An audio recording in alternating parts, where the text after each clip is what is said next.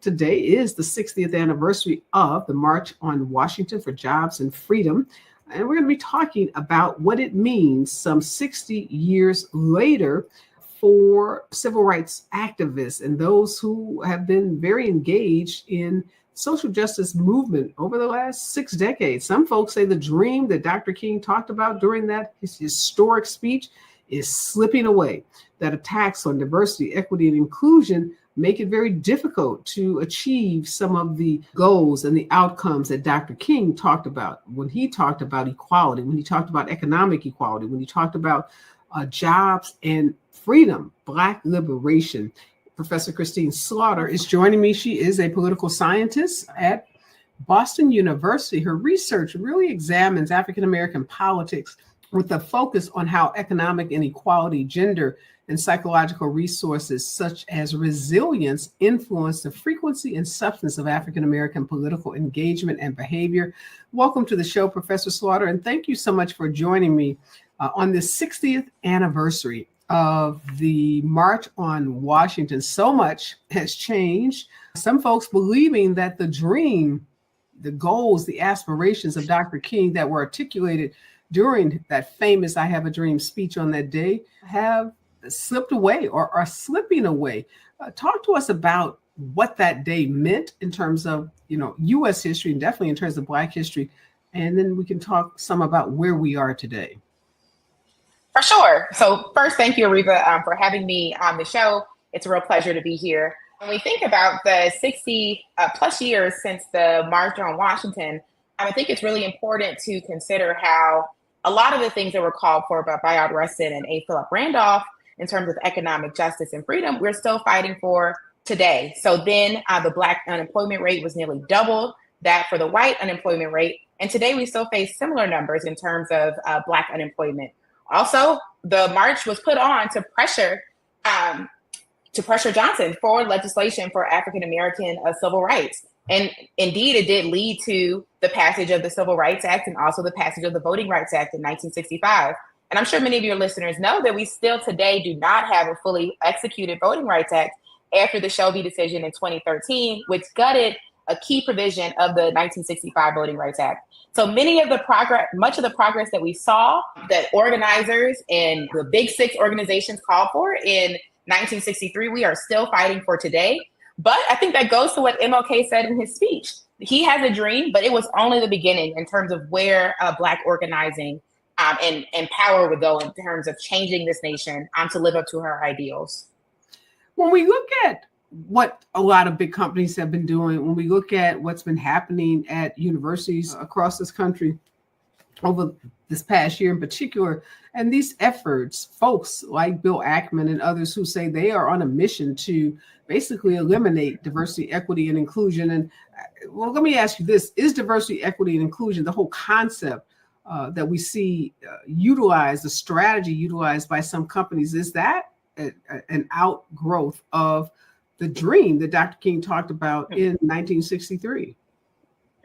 So that's a great question. I think that's one thing that's taken out of context a lot. So even if we think about the most recent decision on affirmative action, MLK said he wants folks to be judged not by the color of our skin, but the content of our character. But unfortunately, with systemic injustices, which makes it so that race, ethnicity, and also class differences shape who has access to, higher education and institutions of higher learning. Diversity, equity, inclusion initiatives should kind of offset some of those systemic wrongs and injustices that we see. So unfortunately, it's not the direct outgrowth of his dream if we don't interpret his words with the clarity and precision that he intended, not just to say we live in a colorblind society, but to say that we account for things such as equity in terms of how class differences and lower socioeconomic status has impacted certain groups. And this goes back to in the 1960s and going back to the 1940s, African Americans are left out of a lot of the programs in the Great Society. African Americans are disadvantaged systemically in terms of receiving benefits from the federal government. So we can't necessarily judge everyone by the color of their skin exclusively if we don't take into account how the federal government has led to some of the racial disparities that we see today.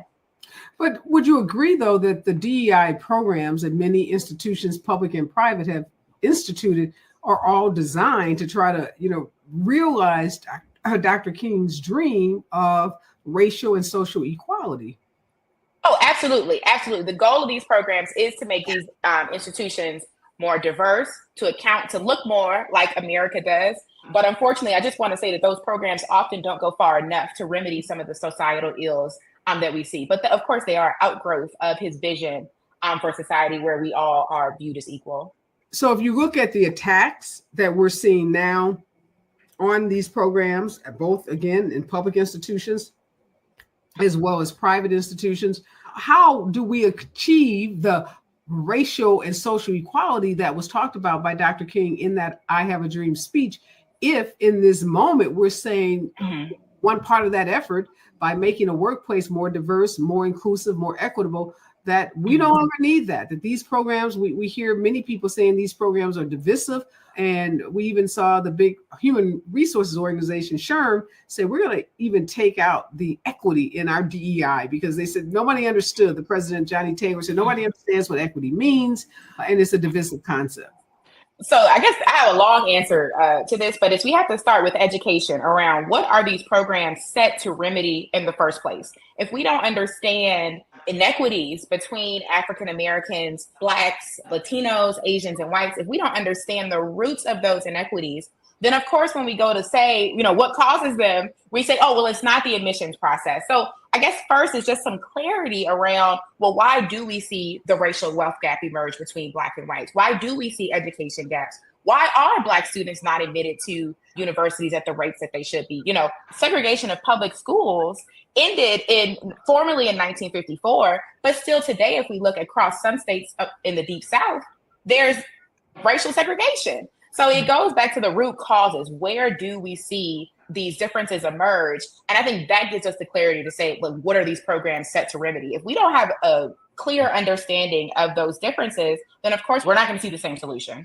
Well, is it a question of clear understanding or agreement about the problem? Because I do suspect that many of the people who are attacking these DEI programs, educated people, scholars, people with advanced degrees, they understand and know what the data says. They know the inequities in our system, but they have decided that, it's a zero-sum game, and that if Black folks advance, that means they're doing so at the expense of some other group. And they see it. If you get something, it must mean because you've taken away something from me, rather than seeing, an expanding pie. So is it education or is it will?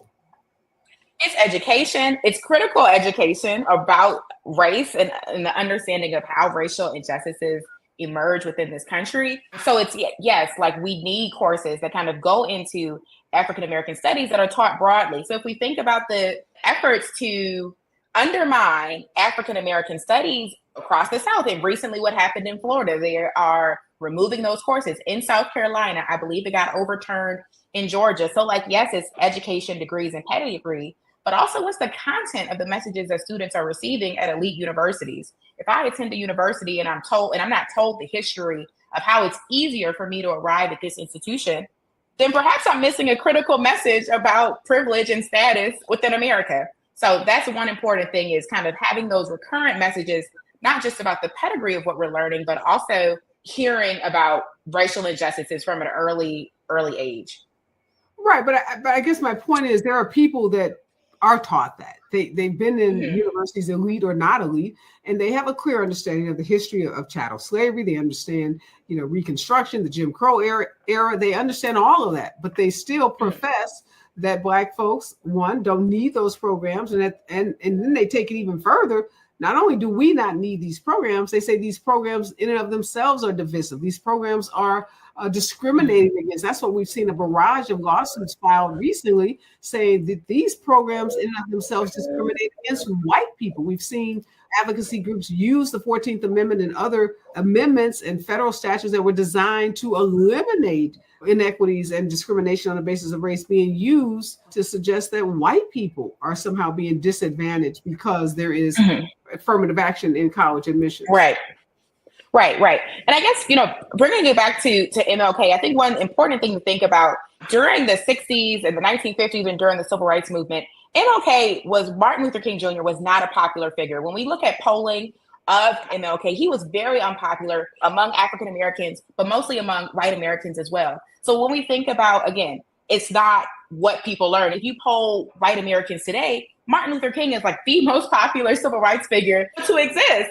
But if we look back in time, if we go back to the height of the civil rights movement, a very unpopular figure. So I hear what you're saying. Like, yes, it is, we have the same education. We choose to do different things with it. But banning it at the level that it's being banned in this state will disadvantage not just those that want to see racial disparities eliminate, but also those who don't think they exist in the first place because they're not getting the information. To bring it back around, I think what's important to note is that we must still continue to press on to teach this information, not just to students who want to know about racial issues, but those who are against it. Maybe one day they come around. If we use the civil rights movement and public opinion as a guide, then perhaps that's what we'll see. And so as a historian, as a political scientist, walk us through what happened to King's legacy, because as you said, he was not popular. So when he's giving these speeches, when he's out fighting for jobs, fighting for Black liberation, there were even Black people who said he was too radical, that he was moving too quickly, that he was a disruptor, that he was a chaos agent. What allowed King to become this, iconic civil rights leader that if you don't know any other civil rights person's name, right? Everybody, Black, white, red, green, you're going to know Dr. King's name. We're going to Dr. King, Rosa Parks for her move as well, and maybe Coretta Scott King if we're a little progressive and consider his wife in her statue as an activist as well. What has changed? So it's important to remember with the civil rights movement, it was a movement of nonviolent protest. And what we see with nonviolence, that was able to win over many white supporters, but also Black supporters as well, to see that the advent of the media, many protests, including Bloody Sunday being publicized nationally, folks to see that African-American activists were asking for dignity and doing so without violence. And that has been shown to sway white Americans' public opinion. That is, they became more favorable as the movement went on, seeing that the activists were being victimized and brutalized without fighting back themselves. So that's kind of the big picture. Here's what changed public opinion there. And also that gave King and other civil rights leaders, such as John Lewis, who was the leader of the SINC at the time, leaders in the SCLC, the Southern Christian Leadership Conference, the Congress on Racial Equality, other leaders access to the White House to be able to speak to representatives, seeing that their movement was gaining traction over time. So it was, again, the spirit of nonviolent protest is what led King into the White House, placed him in the Oval Office to negotiate with Lyndon B. Johnson, eventually getting us the Voting Rights Act and the Civil Rights Act of 1964 and 5. Also today, an article came out about the journalist William Bradford Huey, who wrote this dispositive Look magazine article about Emmett Till's abduction and his death, his murder. We're now learning on the anniversary of Emmett Till's death that this journalist purposely left out the names of perpetrators, individuals who were involved in that abduction and that death. And he did so according to some of these documents that have been released for financial gain. He was trying to sell the story. He's trying to make a movie. He's trying to do a lot. And the people, historians are saying, had he reported the story more accurately, there would have been other people held accountable. How does the legacy of Emmett Till play into, again, what we're seeing happening with regards to this attack on teaching Black history, the attack on critical race theory, the attack on DEI? Yeah, I think with the abduction and murder of Emmett Till, like you say, a lot would have been unknown, had his mother not decided to show what they had done to her son's body, to display it, one, to have a public, the open casket at his funeral, but also to place the image in Ebony magazine or Jet magazine, one of the mainstream legacy Black publications, so that the world could see. And I think when we think about the injustices that are continuing to happen, Emmett Till being murdered by mob violence, but now we continue to see violence perpetrated that we're able to see now that we have in some states body cameras by police officers. As we think about the murder of Sonia Massey in her home, we're able to see that, and we're able to collectively consume the trauma that she experienced in her final moments. That does something to folks' understanding of the movement and what we're fighting against. by seeing those images, unfortunately, we should not have to consume them to be sympathetic to the case for Black dignity. Just wanted to place that there. But also just to note that it's important that folks do understand the severity of violence against Black people. So whether it's publicizing in mainstream Black publications such as Jet Magazine, which publicized Emmett Till's murder, we also see today avenues like social media propelling images of Black folks being murdered by the police. Where do we go from here? We have people commemorated the March on Washington. Tens of thousands of people were in the Capitol. We have this critical election coming up. Race is very much a part of what we're seeing played out in this election. From your perspective as a political scientist, a historian, where do we go from here? Yeah, I mean, important if we think about the March on Washington in 1963 and the crowd size, not just tens of thousands, over 250,000 African Americans and their allies from all over the South and major cities within the US go to the national Capitol. We see that enthusiasm today when we think about politics and folks organizing outside of the political system for their rights. So I guess, where do we go? I mean, I think you mentioned earlier that it was a commemorative March on Washington recently to account for kind of the continued struggle. We continue to organize for Black rights outside of the electoral context, but also we bring that energy into electoral politics, which I think we've seen a bit of as well. Yeah, obviously so much history and so much has happened in this country in the last 60 years since that infamous March on Washington. Unfortunately, Donald Trump likes to say that he has crowd sizes at rallies that are bigger than that March on Washington. There's absolutely positively no evidence, no receipts to suggest that he's had a crowd size remotely close to that crowd that gathered on that day in August to really express how urgent the need was for for social justice and racial equality in this country. And obviously the fight continues. Coretta Scott King was regularly quoted as saying the fight for justice was not won in any one generation, but it's a fight that we all have a responsibility to continue in each subsequent generation. And obviously we are in that moment where we're being called upon to continue to fight for racial and social justice in this country. Thank you so much, Professor, for joining me and helping us give some perspective to this March on Washington some 60 years later. We're joined by Greg Reed. He's a senior executive at the Los Angeles Department of Water and Power, and he's been very involved with the climate change initiative and awareness campaign that's been hosted by KBLA Talk 1580. Greg helped organize the KBLA community cleanup in Compton, California for Earth Day. He was one of those folks out there rolling up his sleeves, cleaning up the earth, bringing out lots of volunteers to help engage in that project.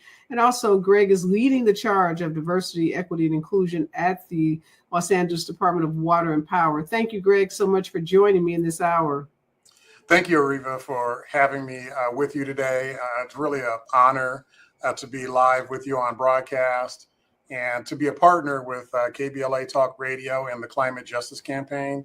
It really is phenomenal work that Tavis Smiley and your entire team are doing to bring this important conversation of climate justice to our community and allowing for that information to really be a part of our everyday vernacular so that we all can know, what the impacts are that our communities face and what government is doing in order to respond to climate change and making sure that our communities aren't left behind in the process.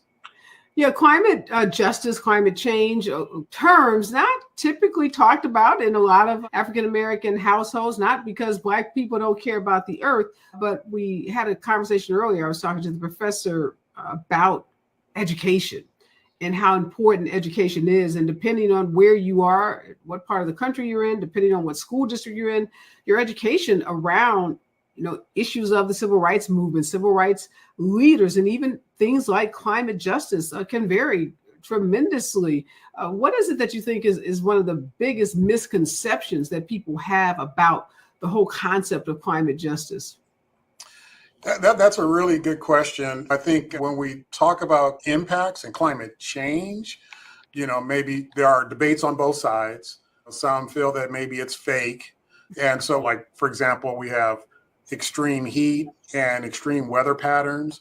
Sometimes we're getting very torrential rains and flooding. So some may feel like, well, it's just another rainy day. But with that, the justice piece of it may not often be thought of because we have communities who are experiencing more challenges with extreme weather conditions than other parts of our very own city. So I think the misconception could be around, what those experiences and impacts are and whether our communities are really facing much of that.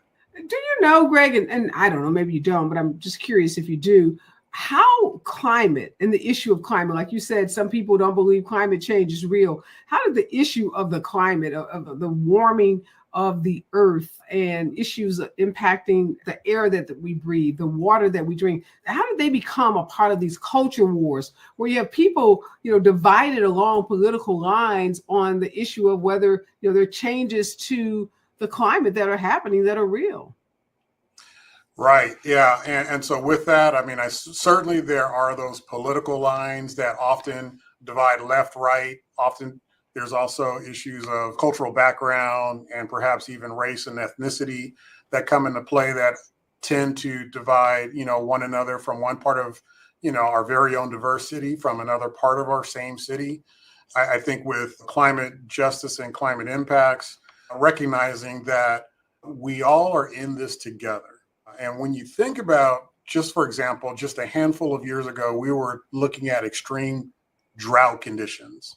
You may remember we were looking at significant water conservation measures that were being enacted by LA Department of Water and Power and many of the other water districts, not only in Los Angeles, but across the state. Mm-hmm. And so whether you're in Central Valley, Orange County, San Diego, which tend to be very conservative areas, or here in Los Angeles, in San Francisco, and other more progressive cities and jurisdictions, we all needed to cut back, on our usage of water, mm-hmm. right? And that was followed up by extreme wet years and flooding. And so these various extremes, impact us all in the very same way. And we have to figure out how best to manage our limited resources of water supply for a very populous state like California, 40 million people. And what is this, like the 7th largest economy in the world? Right. So we are in this together for so many reasons. And that's not to mention, extreme heat and how that has a profound impact on the most vulnerable in our communities, such as our young, such as those who have health compromised conditions, such as our senior and our elderly. And so being able to make sure we're caring for, all of our communities, regardless mm-hmm. of political, affiliations or even ethnicities, we have limited resources. We need to manage them well. And we have impacts that really can impact our most vulnerable. And we need to care for our most vulnerable in very important ways. So a little early in the conversation, we were talking about the 61st anniversary of the March on Washington and the attacks that we have seen recently on diversity, equity, and inclusion. But the Department of Water and Power has been stepping up and trying to bring in more diverse candidates and promote diversity, equity, inclusion in its workplace, contrary to what we've seen from some other large organizations. Why is that so important to the LA Department of Water and Power? Well, let me start by, acknowledging our mayor, Karen Bass, who really has been a champion of equity for the city of Los Angeles. And you see it, in a most profound way in the way she has championed the cause for our unhoused in the city of Los Angeles, mm-hmm. and really promoting the supportive resources and affordable and assisted housing that we need, but not stopping there, but also ensuring that we are doing everything we can as a city to uplift small business, recognizing that the city of Los Angeles has the majority of businesses in Los Angeles are small business.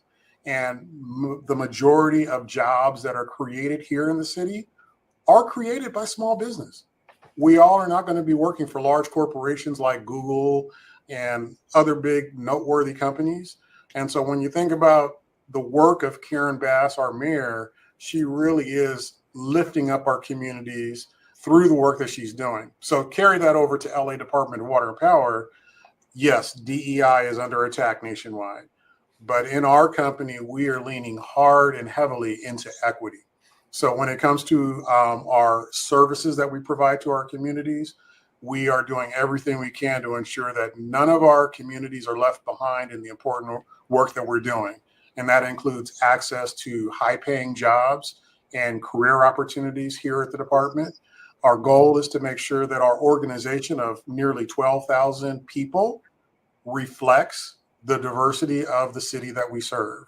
And so that making sure that we have a strong representation of women in the workplace, including women serving in roles that may be considered non-traditional, such as in our skill craft arena, those operators, maintenance, line workers, carpenters. We have our doors wide open to ensure women have access to those very high-paying jobs. Not only that, we're looking at the broad spectrum of the employment opportunities that DWP has to offer, whether it's in the engineering ranks, the administrative, the technical, in the business areas and finance, to make sure that we are broad and inclusive in including a diverse workforce. And why is that important? We recognize that diversity is the strength of any successful organization. It brings together diversity of thought. It brings together diversity of perspective and experiences. It also brings together the diversity of how we might approach various problems and the way we engage the diversity of our customers and the communities that we serve. And so by having that diversity reflected in our organization, we are able to provide excellent customer service and excellent services to all of our communities as a result of that. Doesn't stop there with our workforce, because we also are leaning heavily in terms of diversity and equity for the contracts that we put out, and doing everything we can to attract diverse businesses to work with us and be a part of the important work that we are doing. In addition to, as we move forward with major initiatives, that we're engaging our communities so they know what we're doing and have an opportunity to weigh in and participate on our very important initiatives as well. So, Greg, what is the outcome? What is the return on investment, I should say, because the DWP has made these investments into a more diverse workplace? So I think your return on investment is higher customer satisfaction for seeing a workforce that cares for their well-being, and having a workforce that genuinely provides supportive resources in areas that they need and count upon. The return on investment also is a highly motivated workforce that sees itself within being reflected, in the various areas of the organization. And when we talk about various areas, not only horizontally, but vertically. And so just as a case in point, we have a very diverse executive team. Our newly appointed Chief Executive Officer, Janice Quinones, is a Latina, a woman of color. And so, providing that diversity at the very top of the organization sends a very strong message and a signal. In fact, we recently had additional appointments under Janice's leadership in the area of our Chief Administrative Officer and our newest executive, our Chief People Officer, both of whom are African-American executives who are new on the team. And when you look across DWP at the senior management team, it also reflects a strong diversity as well. And so all of that says that the return on investment is a workforce that's proud to serve the city of Los Angeles, and a highly motivated organization to provide excellent customer service. And, when you think about what the DWP has done to embrace equity, what's been the response from staff, from your employees? I mean, because we know there's a lot of data out there that shows that employers, organizations that have more diverse workplaces have a greater return on their investment and have just what you described, a higher morale. People feel like they are a part of something bigger. People feel like they have opportunities, like there's opportunities for growth. Have you seen that kind of attitude manifested in the workplace? Well, I think we have seen that manifested in the workplace, and I'll highlight a few items to illustrate that. So we have employee resource groups here at LADWP, the Society of Women Engineers. We have a local chapter here at DWP. The National Society of Black Engineers. We have a local chapter here at DWP. The Society of Hispanic Professional Engineers, again, a local chapter here at DWP. We also have a homegrown group called Aspire, which focuses on our Asian American Pacific Islander community and employees. We also have Pride, which supports our LGBTQ employees and communities. And we are in the makings of a new employee group called Valor to support our employees who have served in the military. And so with that, our groups have been able to do a number of things with the department and within the communities that we serve, providing opportunities to showcase cultural heritage, participating in various community events, such as the Martin Luther King Day Parade, such as the Golden Dragon Parade in Chinatown, and other similar cultural celebrations like the Pride Parade. We also have had opportunities to do recruitment into the department through these same organizations, being on the front lines, attracting the best and brightest to our department and showcasing their activities in our boardroom and getting the recognition from our board of commissioners in the boardroom. And so it has really been a boost to DWP's culture in terms of promoting equity and inclusion and building the morale that you're talking about. Now, that isn't to say that DWP is perfect and that there aren't those situations where employees still see concerns in their local workplaces.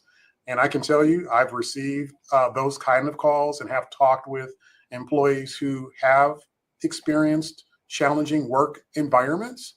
But we also have an Office of Diversity, Equity, Inclusion who is here and we care. And so we are also providing supportive resources to help, our employees through those challenging circumstances and to help coordinate a response from the executive level. Well, Greg, you just described a workplace that seems pretty attractive, pretty desirable. So I guess the logical question I have is, are there positions open? Is the DWP hiring? Absolutely. DWP absolutely is hiring. We have our website, ladwp.com, and we have a career page on our website that showcases all of the job opportunities that are open to the public. Now, let me kind of explain that our hiring process can be quite lengthy and complicated because it is a public agency. Having said that, there are, I think it's in the area of about 150 job titles that are open to the public. And these different job titles will have city examinations that candidates can take to get on a hiring list. And when openings come up, interviews are done off of those hiring lists. The different positions open up for examination at different points, in the year. And so patience and persistence really matters. But I can tell you that it's worth it. I started my career with the city of Los Angeles way back in 1991.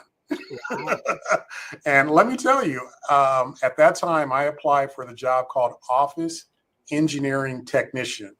And the bulletin said high school diploma desired, not required. Guess what? I was eligible for that. Wow. So I applied, and it took a year, but I got my first interview after taking the city test. And next thing you know, I got a job offer. And ever since 1991, I've been with the city with a little break coming away from the city and returning again. But with that being said, it's been a beautiful experience working for the city.